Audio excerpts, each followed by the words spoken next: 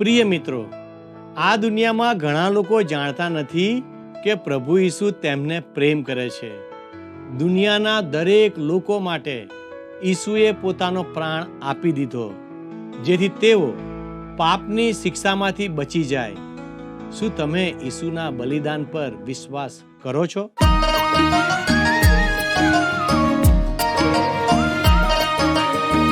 स्तवन करूं, स्तवन करूं, स्तवन करूं ईसु तारूं. वचन सुनीने ग्रहण करूं सहु તેને પંથે ચાલું. સ્તવન કરું, સ્તવન કરું, સ્તવન કરું ઈસુ તારું. પ્રિય મિત્રો, આજના નવા દિવસે સ્તવન બાઇબલ અભ્યાસ કાર્યક્રમમાં હું આપ સર્વનું હૃદયથી સ્વાગત કરું છું. તમે નિયમિતપણે આ બાઇબલ અભ્યાસમાં જોડાઈ રહ્યા છો તેની પણ હું કદર કરું છું. ઈશ્વરનું વચન ફક્ત એક આજ્ઞા જ નથી, પણ આપણા માટે સંતોષનું કારણ પણ છે. આપણને ઈશ્વરના વચન દ્વારા સંતોષ મળે છે. ઈશ્વરનું વચન આપણને શાંતિ આપે છે. આજે આપણે થેસાલોનિકીઓને લખેલા પ્રથમ પત્રના છેલ્લા પ્રકરણનો અભ્યાસ કરીશું અને ખ્રિસ્ત ઈસુના આગમનની તૈયારી પર પણ નજર કરીશું. તો ચાલો આજના અભ્યાસમાં આગળ વધીએ.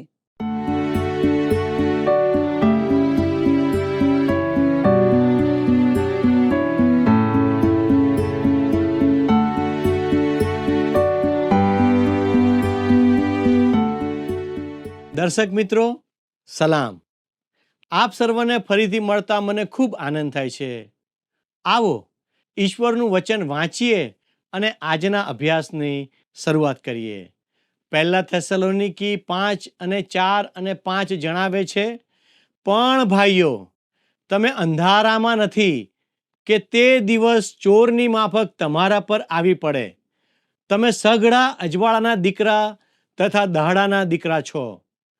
આપણે રાતના તથા અંધકારના નથી. મિત્રો, મંડળીનું ગગનગમન ખરેખર બે બાબતોને સ્પષ્ટ કરે છે.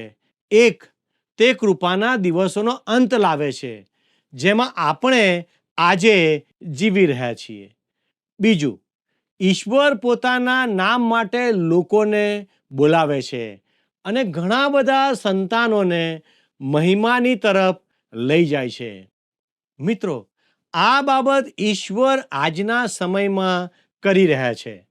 મંડળીનું ગગનગમન તેનો અંત લાવતો નથી, પરંતુ પ્રભુના દિવસની શરૂઆત કરે છે. જ્યારે મંડળીને પૃથ્વી પરથી ઉંચકી લેવામાં આવશે, ત્યારે મહાવિપત્તિ કાળની શરૂઆત થશે. આ એક જ ઘટના એટલે મંડળીનું ગગનગમન કૃપાના દિવસનો અંત લાવે છે અને પ્રભુના દિવસની શરૂઆત કરે છે. તે એક યુગને સમાપ્ત કરે છે અને બીજા યુગની શરૂઆત કરે છે. અહીં લખ્યું છે, પણ ભાઈઓ, તમે અંધારામાં નથી કે તે દિવસ ચોરની માફક તમારા પર આવી પડે. આવું કેમ? તેનું કારણ એ છે કે આપણે અહીં હોઈશું જ નહીં. આપણે 4થા અધ્યાયમાં જોયું કે પ્રભુ પોતે સ્વર્ગમાંથી ગર્જના સહિત નીચે ઉતરી આવશે અને તેમની કન્યારૂપી મંડળીને આ જગતમાંથી બહાર લઈ જશે. 5મી કલમ જણાવે છે કે તમે સઘળા અજવાળાના દીકરા છો. બીજા શબ્દોમાં કહીએ તો તમે ભવિષ્યમાં આવનાર મહાવિપત્તિના યુગના નથી, તમે કૃપાના યુગના છો. મિત્રો, આજે આપણે કૃપાના યુગમાં છીએ. કેટલું ઉત્તમ કહેવાય, ખરું ને? જો તમે પવિત્ર શાસ્ત્રમાં દર્શાવેલ આ ભેદોને શીખતા નથી તો તમે નિરાશાજનક રીતે મૂંઝવણમાં મુકાઈ જશો. મિત્રો, આપણે ધ્યાન દઈને સમગ્ર પવિત્ર શાસ્ત્રનો અભ્યાસ કરીને તેનું વિશ્લેષણ કરવા માંગતા નથી, પણ બાઇબલ જણાવે છે કે જ્યારે પ્રભુનો દિવસ આવશે ત્યારે આપણે પ્રભુ સાથે હોઈશું. આપણે અંધકારમાં નથી. તે દિવસ આપણને રાતના ચોરની જેમ અચાનક પકડી પાડશે નહીં. મિત્રો, પ્રભુ ઈસુ પોતાની મંડળીને ચોરની જેમ લેવા આવવાના નથી. મંડળી એ ધન્ય આશા અને આપણા મહાન ઈશ્વર તથા ઉદ્ધારકર્તાની મહિમાવાન ઘડીની પ્રગટ માટે રાહ જોઈ રહી છે. હવે પાઉલ વિશ્વાસીઓને સજાગ કરવા માટે સલાહ કે ઉપદેશ આપે છે.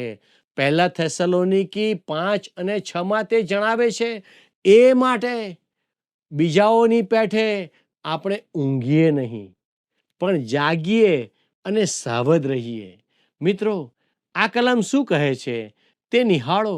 જુઓ, મંડળીનું ગગનગમન ગમે ત્યારે થઈ શકે છે. આ કારણથી આપણે ઊંઘવાનું નથી, પણ જાગતા રહેવાનું છે. તેથી પાઉલ જણાવે છે કે પ્રભુ ઈસુ તેમની કન્યારૂપી મંડળીને મહાવિપત્તિકાળના સમય પહેલા દુનિયામાંથી બહાર લઈ જવાના છે. તે હકીકતને ધ્યાનમાં રાખીને આપણે બીજાઓની પેઠે આપણે ઊંઘીએ નહીં, પણ જાગીએ અને સાવધ રહીએ.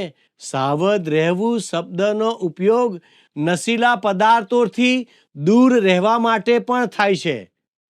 એનો અર્થ કે માદક પદાર્થોનો ઉપયોગ ન કરવો. પરંતુ આ ઉપરાંત પણ ઘણા પ્રકારની નશાની સ્થિતિઓ છે, જે દારૂ કે ડ્રગ્સ જ નહીં, પણ સત્તા, પૈસાની લાલચ અથવા આ જગતના આનંદો હોઈ શકે. ઈશ્વરના બાળક તરીકે આપણે સજાગ રહીને આ બધાથી સાવધ રહેવાનું છે. શા માટે? કારણ કે આ સંબંધી ભયંકર ઘટનાઓ ભવિષ્યમાં બનવાની છે. મિત્રો, હું માનું છું કે આપણે પ્રભુના પુનરાગમનના સમયની નજીક છીએ. સંત પાઉલની જેમ હું પણ કહી શકું છું, કારણ કે જે વેળાએ આપણે વિશ્વાસ કરવા માંડ્યો તે કરતાં હાલ આપણું તારણ નજીક આવેલું છે. રોમી 13:11 આ વિશે નોંધવામાં આવ્યું છે. હવે મિત્રો, આપણે આગળની કલમ તરફ જઈએ. પહેલા થેસલોનિકી 5:7-8 લખ્યું છે, કેમ કે ઊંઘનારાઓ રાતે ઊંઘે છે અને છાંટા રાતે છાંટા થાય છે, પણ આપણે દાડાના છીએ. માટે વિશ્વાસનું તથા પ્રેમનું બખ્તર અને તારણની આશાનો ટોપ પહેરીને સાવધ રહીએ. વહાલા મિત્રો, અહીં ફરીથી સાવધ શબ્દનો ઉલ્લેખ કર્યો છે. તેમાં આપણે એક ફરજ નિભાવવાની છે. વિશ્વાસનું તથા પ્રેમનું બખ્તર અને તારણની આશાનો ટોપ પહેરીને સાવધ રહીએ. મિત્રો, અહીં એક સૈનિકની ફરજ વિશે વાત કરવામાં આવી છે. વિશ્વાસ અને પ્રેમનું બખ્તર શરીરના મહત્વપૂર્ણ ભાગ હૃદયને ઢાંકવાનું કાર્ય કરે છે. તારણની આશાનો ટોપ માથાના રક્ષણ માટે છે.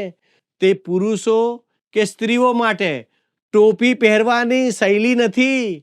મોટા ભાગના લોકો આજે ખુલ્લા માથે ફરતા હોય છે, પરંતુ દરેક વિશ્વાસી માટે તારણની આશાનો ટોપ પહેરવાની શૈલી હોવી જોઈએ. હવે વિશ્વાસ, પ્રેમ અને આશા, આ 3 મુખ્ય શબ્દો આ પત્રમાં ત્રીજી વખત જોવા મળે છે. પ્રેમપૂર્વક મહેનત, વિશ્વાસપૂર્વક કામ, ધીરજપૂર્વક આશા. વિશ્વાસ એ તારણ આપનાર વિશ્વાસ છે, જે વિશ્વાસપૂર્વક કામ કરવાની પ્રેરણા ઉત્પન્ન કરે છે. વહાલા મિત્રો, એક લેખક કેલ્વિન એવું કહે છે, ફક્ત વિશ્વાસ કરવાથી તારણ થાય છે, પરંતુ તારણ કરનાર વિશ્વાસ એકલો નથી. વિશ્વાસ ભૂતકાળ તરફ જુએ છે. જ્યારે આપણે પ્રભુ ઈસુ ખ્રિસ્તનો સ્વીકાર કર્યો હતો. પ્રેમ વર્તમાન સમય માટે છે, જેનો સંબંધ વિશ્વાસીને તેની આસપાસના લોકો સાથે હોવો જોઈએ. જ્યારે તારણની વાત એ તો ભવિષ્યની ધન્ય આશા છે. મિત્રો, સંત યોહાન લખે છે, વહાલાઓ, હાલ આપણે દેવના છોકરા છીએ અને આપણે કેવા થઈશું તે હજી સુધી પ્રગટ થયું નથી. આપણે એટલું તો જાણીએ છીએ કે જ્યારે તે પ્રગટ થશે ત્યારે તેના જેવા આપણે થઈશું, કેમ કે જેવો તે છે તેવો આપણે તેને જોઈશું, જે 1 યોહાન 3:2 નોંધેલું છે. આજે આપણી પાસે તારણની આશા છે કે જેણે આપણામાં કામ શરૂ કર્યું તે તેને પૂર્ણ કરશે. ફિલિપિયોનો પત્ર 1 અધ્યાય 6 કલમમાં બાઇબલ જણાવે છે, જેણે તમારામાં સારા કામનો આરંભ કર્યો તે ઈસુ ખ્રિસ્તના દાડા સુધી તેને સંપૂર્ણ કરતો જશે, એવો મને ભરોસો છે. મન પ્રિય તું, મારા પ્રાણ પ્રિય ઈસુ, ક્યારે આવશે? મન પ્રિય તું, મારા પ્રાણ પ્રિય ઈસુ, ક્યારે આવશે? મારા આંસુ લૂછવાને, મને દિલાસો દેવાને, મારા આંસુ લૂછવાને, મને દિલાસો દેવાને. હે મુજ પ્રભુ, વાદળની કરી સવારી, ક્યારે આવશે? મધ્યાકાશે સ્વર્ગીય દૂતો સંગાત, પ્રભુ આવશે. મારે કાજે વિંધાના, પ્રભુના મુખને હું જોઈશ. ઓ મારે કાજે વિંધાના, પ્રભુના મુખને હું જોઈશ. પાણી માટે તરસ્યા પક્ષી. હવે આપણે 1 થેસલોનિકી 5:9 નિહાળીએ, કેમ કે દેવે આપણને કોપને સારું નહીં પણ આપણા પ્રભુ ઈસુ ખ્રિસ્ત દ્વારા તારણની પ્રાપ્તિને સારું નિર્માણ કર્યા છે. વહાલા મિત્રો, ઈશ્વરે આપણને ક્રોધ માટે નિર્માણ કે નિયુક્ત કર્યા નથી. આ વાત ઈસુ ખ્રિસ્તને 1000 વર્ષના શાસનકાળમાં માનનાર લોકો માટે પણ સ્પષ્ટ હોવી જોઈએ, પરંતુ કોઈ કારણસર તેઓ આ મુદ્દો ચૂકી જાય છે. ઈશ્વરે આપણને ક્રોધના દિવસ કે મહાવિપત્તિ કાળ માટે નિયુક્ત કર્યા નથી. આ ન્યાયનો સમય છે.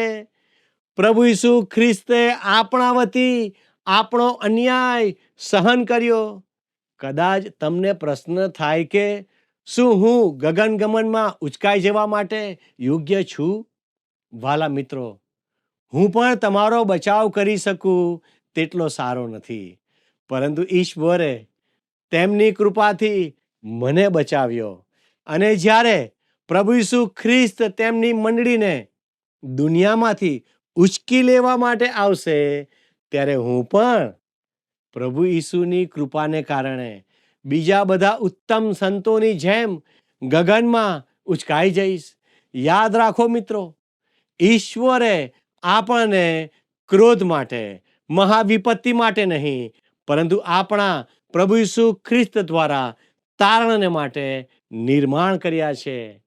1 થેસલોનિકી 5:10 જણાવે છે, આપણે જાગીએ કે ઊંઘીએ તો તેની સંગાતે જીવીએ, એ માટે તે આપણે સારું મરણ પામ્યો. વાલા મિત્રો, આ કલમ જણાવે છે કે આપણે વહેલા મરણ પામીએ અથવા પ્રભુ ઈસુના પુનરાગમન સુધી જીવીએ, પણ આપણે તેમની સાથે જીવીશું. મોટાભાગની મંડળી મૃત્યુના દ્વારમાંથી પસાર થઈ ચૂકી છે. એક દિવસ આ કેટલી ભવ્ય પરેડ હશે. તેની શરૂઆત થશે સ્ટેફનથી, અથવા ત્યારબાદ પ્રેરિતો, શહીદો, વર્ષોથી ઈસુમાં ઊંઘી ગયેલા લોકો, અને પછી જેઓ તેમના આગમન સમયે હજુ પણ જીવંત છે તેઓ પણ. મિત્રો, જો તમે અને હું પણ જીવંત હોઈશું તો આપણે પણ આ ભવ્ય પરેડમાં હઈશું. તે કેટલું આહલાદક હશે.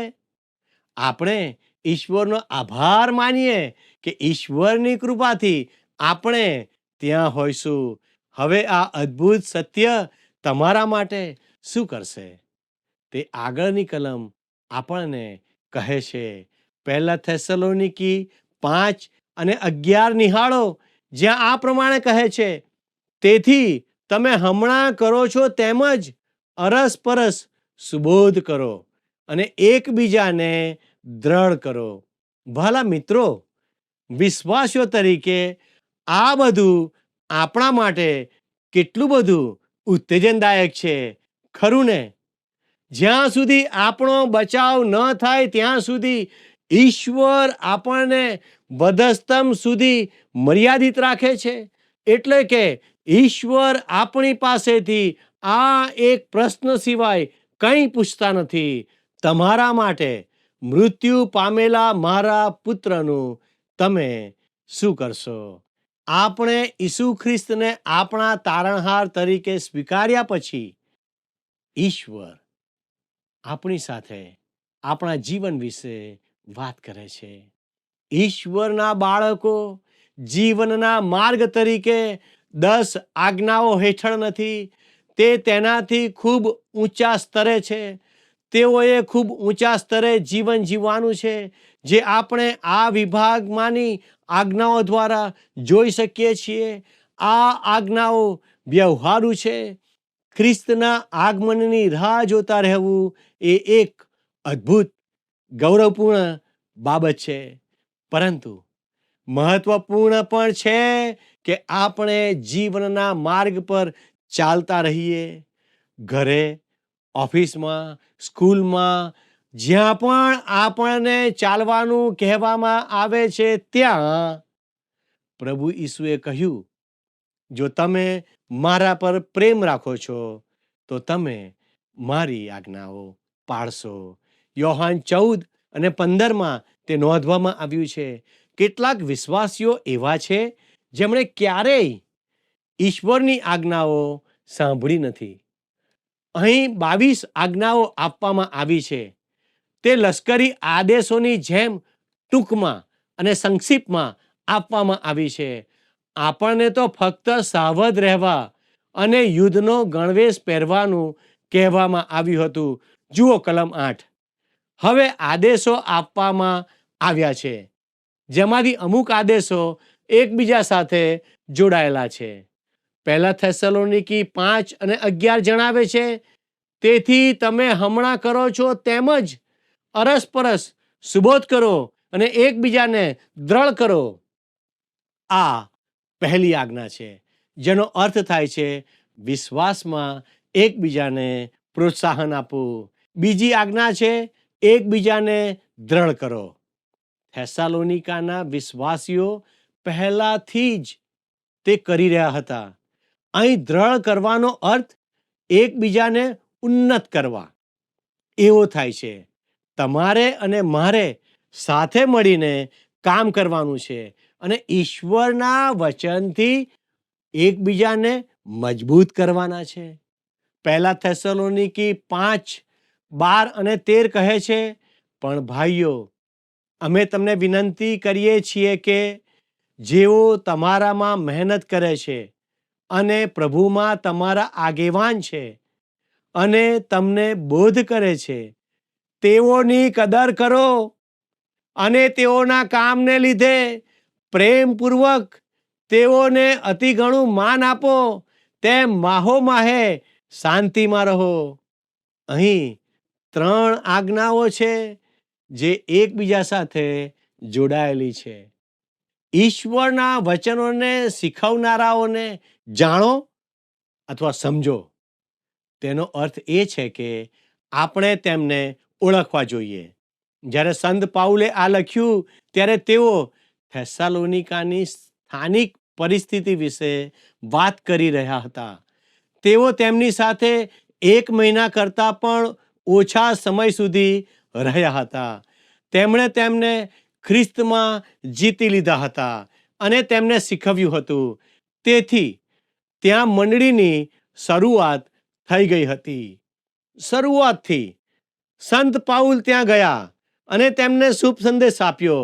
તે પહેલા ત્યાં કોઈ વિશ્વાસી નહોતો. પ્રેરિતોના કૃત્યો 17મો અધ્યાય તેની 2 અને 3 કલમ આ નોંધે છે. તેથી થેસાલોનિકાના વિશ્વાસીઓ લગભગ તે જ સમયે ખ્રિસ્તની ઓળખ પામી ગયા હતા. હવે તેમની વચ્ચે કેટલાક લોકોને ઉપદેશનું કે શિક્ષણનું કૃપાદાન આપવામાં આવ્યું હશે. કેટલાકને ઉપદેશ આપવાનું દાન અને કેટલાકને મદદ કરવાનું દાન હશે.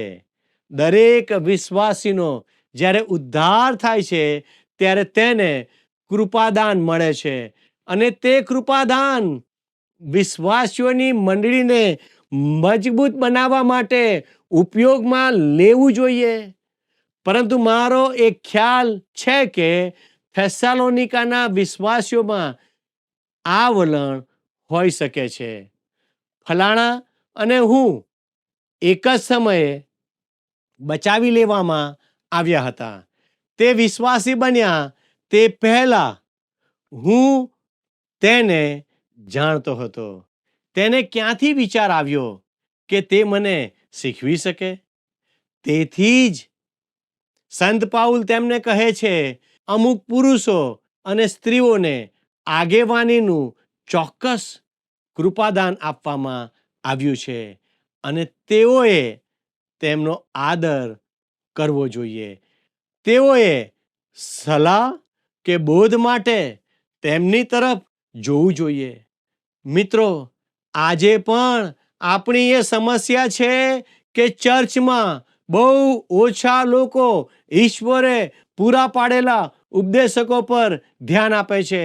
તેઓ માને છે કે બાઇબલ ઈશ્વરનું વચન છે અને તેઓ તેના દરેક વચન પર વિશ્વાસ કરે છે. તો પછી તેઓ તેનું પાલન કેમ કરતા નથી? જ્યારે તે શીખવવામાં આવે છે ત્યારે તેઓ કેમ સાંભળતા નથી?